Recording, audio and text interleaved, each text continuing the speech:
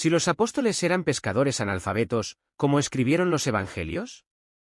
Si los apóstoles eran pescadores analfabetos, ¿cómo escribieron los evangelios? Lo primero, algo que la mayoría de los estudiosos, cristianos o no, de la historia bíblica saben desde hace décadas. Los apóstoles y los discípulos de Jesús no escribieron los evangelios. Sabemos que los nombres de los diferentes libros de la Biblia provienen de una tradición muy posterior al descubrimiento del propio texto. Los evangelios son anónimos. En general, este no es un tema polémico, ni siquiera en la doctrina cristiana oficial. No existe ni un solo argumento verosímil en favor de la escritura de los evangelios por los apóstoles o discípulos de Jesús. Estos son los hechos que sabemos sobre la autoría de la Biblia. Los manuscritos de los evangelios son anónimos. En ellos no figuran títulos, firmas o atribuciones de autoría. Las únicas partes de la Biblia que están explícitamente firmadas son las epístolas, de las cuales solo se aceptan universalmente como genuinas algunas de las cartas de Pablo, y el libro del Apocalipsis, cuyo autor se identifica simplemente como Juan, y cuyo lenguaje, características lingüísticas, estilo y teología son completamente incompatibles con el Evangelio de Juan y con las epístolas juaninas.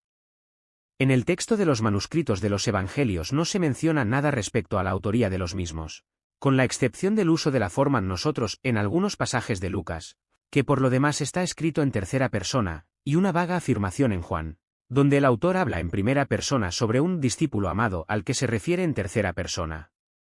En el texto de los evangelios nunca se afirma que el autor sea discípulo de Jesús o testigo de lo que se narra.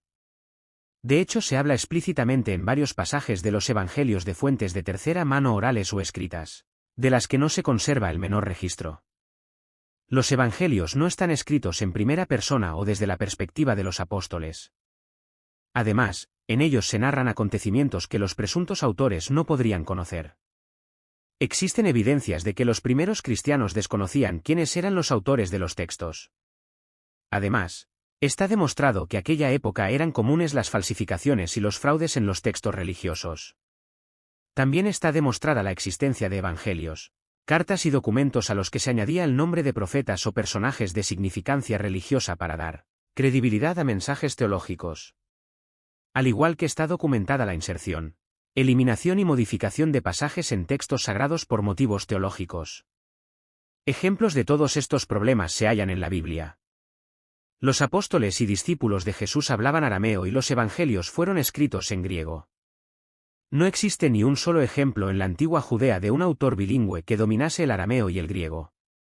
También sabemos que el texto griego en su mayoría no es una traducción porque muchos de los pasajes no tienen sentido al traducirse al arameo. También sabemos que el texto no fue escrito por escribas o secretarios ya que los escribas no ejercían de traductores ni se insertaban a sí mismos en los textos que transcribían. El estilo, lenguaje y contenido del texto denota que sus autores, además de utilizar un griego sofisticado, habían recibido una educación en filosofía, teología y leyes. Esto es incompatible con lo que sabemos de los apóstoles y discípulos de Jesús, personas en su mayoría de clase baja. Sabemos que en el tiempo de la Biblia, en Judea, más del 90% de la población era analfabeta. Los apóstoles y los discípulos de Jesús provenían casi en su totalidad de una clase social que literalmente no tenía acceso a la lectura o escritura.